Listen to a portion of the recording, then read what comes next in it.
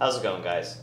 Finally, after 3 years of development and design revisions, we're happy to announce that the Plate Care Pack is going to be available soon, and we wanted to walk you through all the features, how to use it, how to set it up, some best practices, and just give you a really good idea of what the Plate Care Pack is before you jump on in. So with that, let's get started. Now, what makes the Plate Care Pack special? Over the last 3 years, we've identified a number of discrepancies in the market, specifically with packs that are supposed to work with a plate carrier or a chest rig. Some of them are that they're just really lacking in features like compression straps and other things, and others are just too large for their application.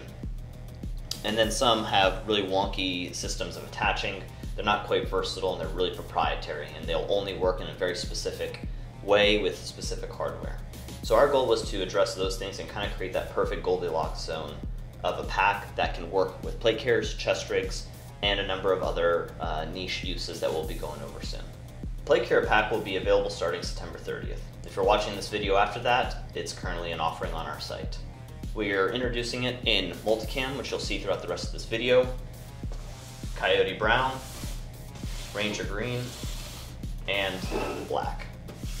With all that out of the way, let's get started going through the features of the bag, starting with the exterior. You'll first notice that there are two general purpose pouches, a smaller one and a slightly larger one. The smaller one features Velcro for adding on patches, and on the inside, they're also Velcro lined for various inserts, such as this one holding 4 flashbangs. You'll notice that there is a tie-off point right here for very sensitive and expensive items you don't want to lose. And the bottom is quite similar, with it having Velcro also on the inside. Here we have magazine inserts and another tie-off point in there as well. This one can hold up to probably 6 rifle magazines stacked like this, and a number of other larger items. You'll notice in front of them are compression straps. These compression straps are optional and can be removed by undoing the webbing on the sides.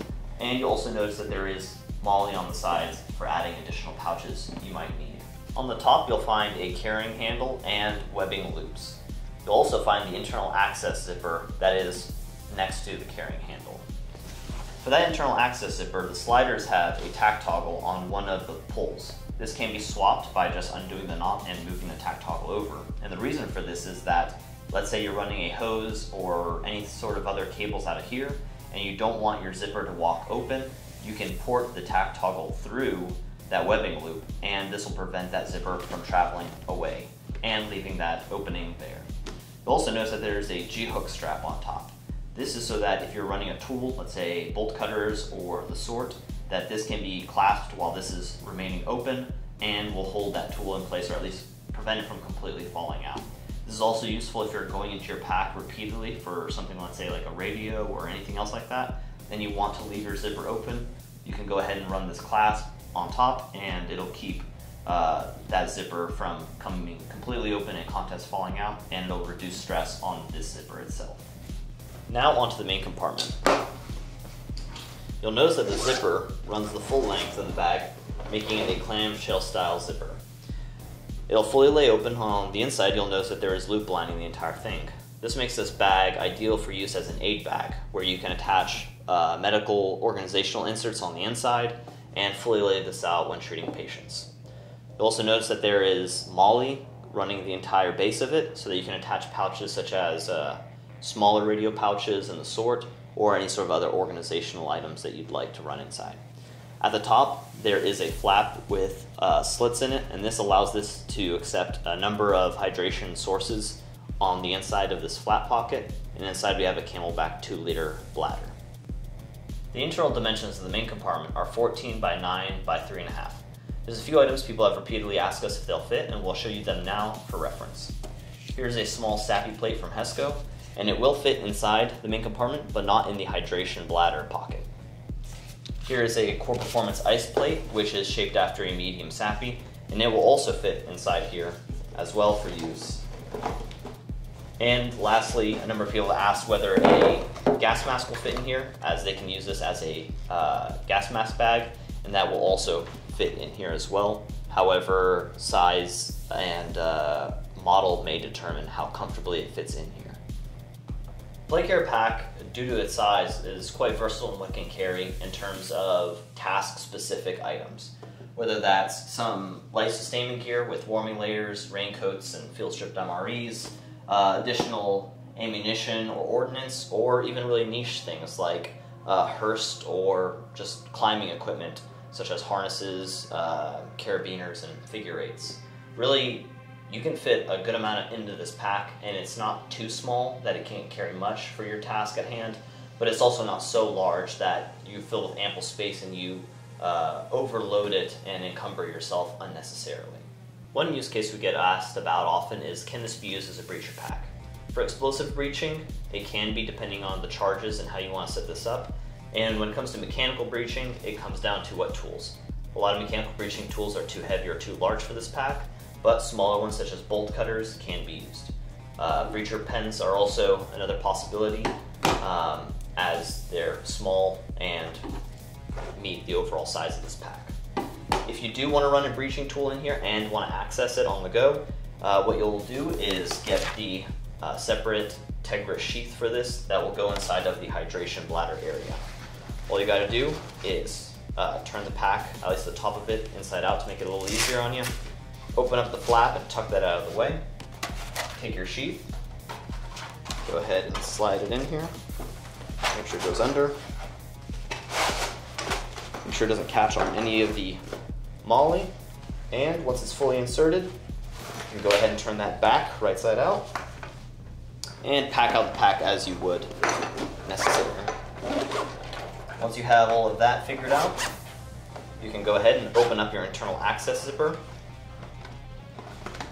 and then insert your breaching tool into the sheath. After that, just take that G-hook, run it down the middle under your carrying handle, hook the other side, and tighten it as necessary to keep all of this tight and from shifting around too much. The other notable half of the Plate Carrier Pack is the strap system.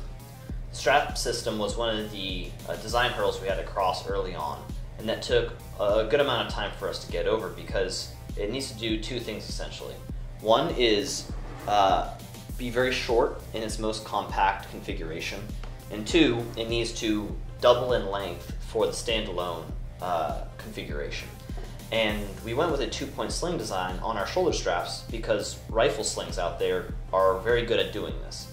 Most 2-point slings on the market follow very much the same design. They use a single piece of hardware and have a closed circuit loop on the inside. We decided to go with that and wrap it in a closed cell foam and tweed pad to keep all the hardware and that excess webbing all contained. To adjust the straps from their tightest configuration to the standalone longer configuration, all you have to do is grab under the hardware lip right there and pull the strap. You may need to do this twice as you work the pad out so that the foam has the ability to decompress as you're doing that, but you just keep doing that and eventually the strap ends up all the way in its longest configuration with our sling hardware all the way to the D-ring on the back. Once you have that done, you'll notice that the strap is much longer than its earlier configuration. To shorten it, just do the steps in reverse. One way we like to do it, due to the tightness of the pad, is to go ahead and clip this out. Run the pad down the length and off the hardware itself.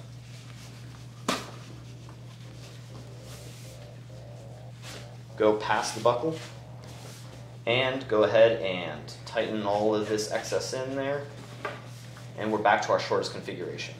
Then we'll go ahead and take the pad and run it back over our hardware to contain our excess. This will be a little bit tight, but that is by design so that your pad doesn't shift on you when you're wearing it. Earlier prototypes, we had the pad a little bit looser and it would just slide back and forth and even out of the optimal spot for the user. The other source of adjustment is going to be your standard backpack side strap. It's part of the shoulder strap system, and you just grab that and you can adjust your length, and you have a strap keeper there as well. To mount the Plate Carrier Pack to a carrier or chest rig, you'll go and pick out your mounting kit that comes with every single Plate Carrier Pack. Inside the Plate Carrier Pack mounting kit, you'll find 2 male snap-on buckles, 2 female snap-on buckles, and 2 webbing T-mount adapters. The way you'll use these is by taking the male snap-ons and attaching them to a shoulder strap mounting point. On the ARC carrier, there's one above the mounting hardware that interfaces with the front plate bag. On other carriers, that might be your Quasm webbing that your placard buckles attached to, and on some others, you might have to use that webbing adapter on a standard MOLLE slot. All you gotta do is take the male end for the shoulders, run them through that webbing point, snap them on,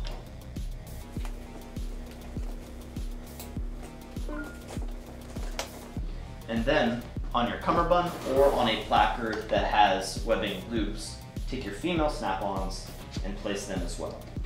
If you're running pouches on the side of your cummerbund, you'll want these to be in front of the pouches so that they can go over it. Or if you're extremely flexible, you can run it slightly back, but most people have a hard time going all the way that far to disconnect and then reconnect that buckle.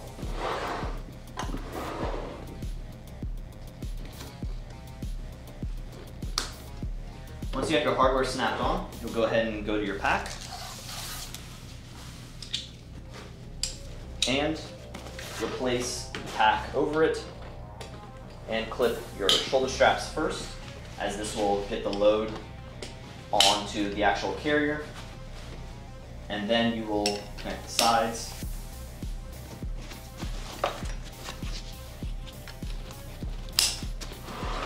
and then tighten them down as necessary to get it snug to the fit of your sides.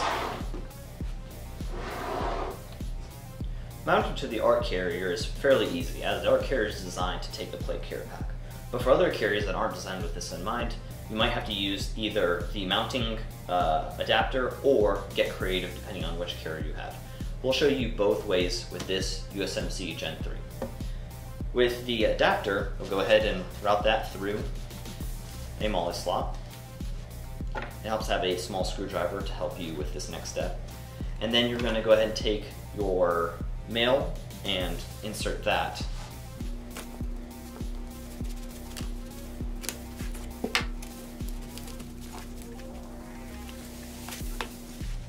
Once you have your connection shown, you can go ahead and close the latch.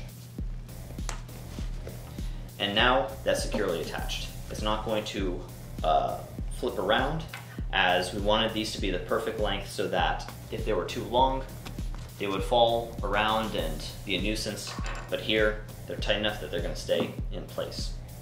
Now, the more creative way to do this without the adapter is to take any sort of Quasm webbing. In this case, there's a independent laminate loop running from here to here, and to try to catch that to create enough of a gap where you can get that latch on there.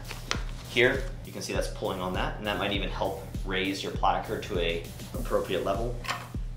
And you can do the same thing. Get that there.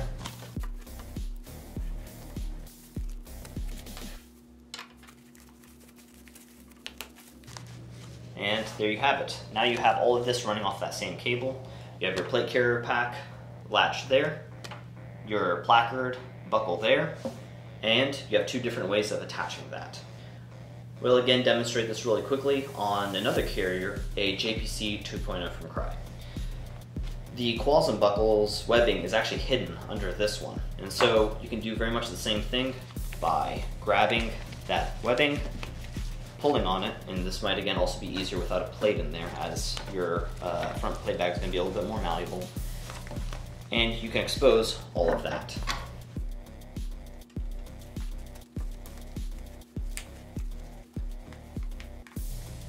And now you have a very tight connection. It's almost as if this one buckle has 2 ends.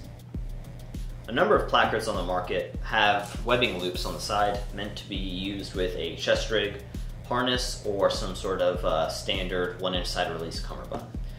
These can be used for attaching your plate carrier pack's side straps on by either keeping these on or attaching female snap-on hardware like that is found in the mounting kit, or what it already comes with, and that'll allow you to directly connect your plate carrier pack to your placard if you don't have any MOLLE on your cummerbund, or anywhere else. Now that we have the mounting hardware attached, we'll go over how best to don the plate carrier pack and fit it. You'll start by taking your shoulders, you'll want to have one in each hand, that, and running it over your back. You'll then attach your straps to the front and make sure that your straps are in line with your pads. During movement, these may shift, and that's okay because we've designed them to be foam lined and also have soft tweed, so in the event that they do go against your neck, it's not uncomfortable. It is also okay if they end up going on the outside of your straps like this, as the D-rings in the back allow them to do that, and that might even be more comfortable for some people. Personally, I run them right on top of my shoulder straps, and then the next thing we'll do is grab our straps that are hanging below us, and it's best to have them looser than you need immediately. You'll go ahead, find your buckles on your cummerbund or on your placard, and connect them like that. You'll then grab the running ends and tighten them down, give them a little jerk, and then run your strap keepers to the back to keep all of that stowed. From there, you'll want to just kind of give yourself a little bit of shift, maybe have a buddy check you to see if your pack moves at all, but if you have adjusted your sides sufficiently, the pack will stay centered the entire time.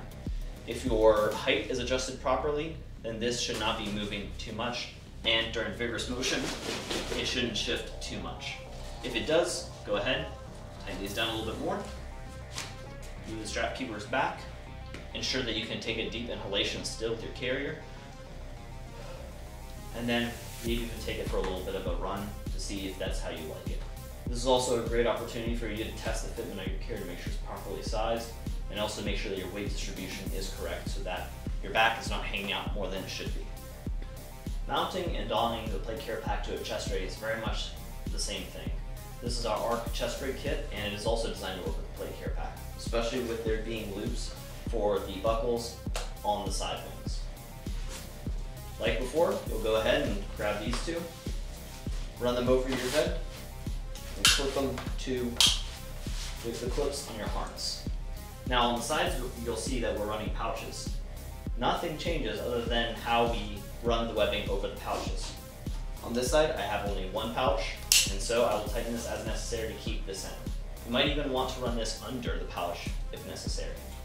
On this side, we're basically going to run the strap under, or depending on what type of pouch we have, over, and we're going to ensure that our load still remains centered and tight. To access the plate carrier pack on your own, you'll want to clip one side and roll it over to your front. The reason why we don't want to go over our heads is because if we're wearing a helmet or any sort of other headgear, the cavity created here between these two shoulder straps and the pack will not be large enough to fit over most people's heads and helmets.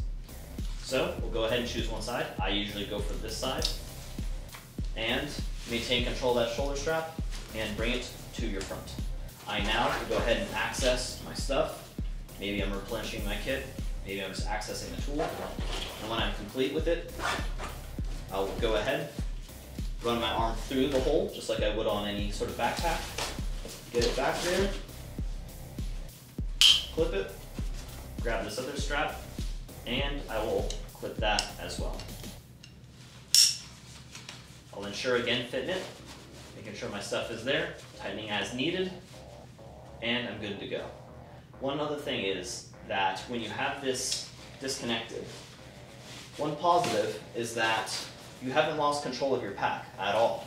It is still attached to me, and should I no longer need to focus on this and return to my weapon system or anything else like that, I will not lose control of this backpack, unlike if I was to sling my ruck to one shoulder and all that's keeping my pack on me is my shoulder. This allows you to move with this tucked as needed, although not optimal, and when you can, put it back on, clip, clip, and it's back on. As you get more used to how the system works and how to clip your buckles, you'll find that this becomes an easier and easier process as you train to it. Now on to best practices for using the plate carrier pack. Like we mentioned before, this has been in development for the last 3 years, all the way from our very first prototype you can find really early on our Instagram. You can see that there have been a lot of changes, but the overall shape has not changed at all, and especially the philosophy. And so With those 3 years, we've been testing out a number of prototypes, a number of changes to the pack, but the way we've used it hasn't changed, and we've learned a lot since. This one in particular, I've been hands-on with it for the last couple months every single day, and we've also used this in a variety of uses, such as hunting, the range, in the field, and we've also had other people that are out there doing the Lord's work also using it every single day and getting us feedback. Essentially, the question is, how much can you put inside the pack? You can put a ton in the pack, but the better question is, should you put that stuff in there? And the answer is you should limit this to what you can balance out on your plate carrier. Plate carriers are essentially a scale balancing out your front and rear, because you have your shoulder straps and your cummerbund, and all those do is keep the two sides together on both sides of your body. So if you weigh one side too much, the other side's going to come up, and that leads to you not being able to put as much stuff in here, which is okay, because you should be treating this as you would other back panels on the market. The difference is that you can access this one yourself. Now, if you run this as a standalone backpack, even if you're wearing a plate carrier, then you can get away with running much heavier loads. Let's say if you're a machine gunner and you want to carry 600 rounds of linked 7.62, you can do that. Just ensure that you are choosing a proper configuration to run that. And that sums up our brief introduction to the plate carrier pack. If you have any questions, please feel free to ask them either in the comments below on our Instagram or to our email, customerservice@shaw-concepts.com, and we'll do our best to help explain what we might have missed in this video. We hope that if you're interested, you'll check out the plate carrier pack on our website, shaw-concepts.com. And again, these packs will be dropping September 30th, and if you're watching this video much later, you can check our site for updated information on that. With that said, thanks for watching, and conquer all.